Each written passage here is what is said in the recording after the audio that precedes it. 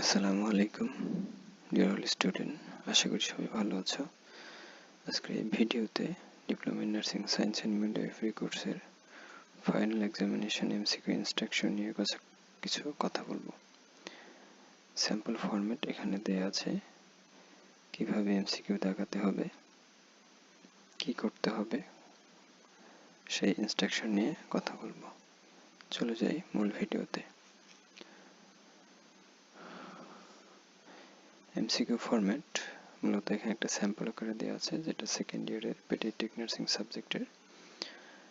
So প্রতিটি পরীক্ষার্থীকে স্বতন্ত্রভাবে 2টি করে এরকম কোশ্চেন দেওয়া হবে, গ্রুপ এ এবং গ্রুপ বি এর জন্য। এটা হচ্ছে গ্রুপ বি, এটা হচ্ছে গ্রুপ এ।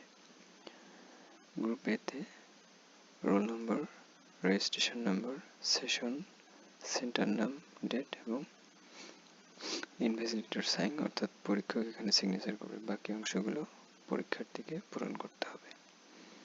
এরপর চলে আসি ছোট্ট ইনস্ট্রাকশন। এখানে দেওয়া আছে multiple choice questions, direction, write T for true এবং and F for false is option.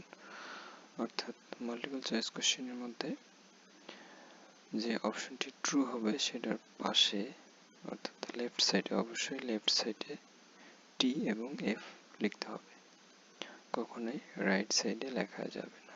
আবারও বলতেছি, মাল্টিপল চয়েস কোশ্চেনের ক্ষেত্রে লেফট সাইডে টি এবং এফ লিখতে হবে।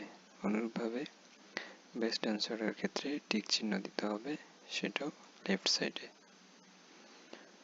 সেমভাবে আমরা যদি গ্রুপ বি এর ক্ষেত্রে আসি, গ্রুপ বি এর ক্ষেত্রেও রোল নং, রেজিস্ট্রেশন নং, সেশন, সেন্টার এবং ডেট পূরণ করতে হবে।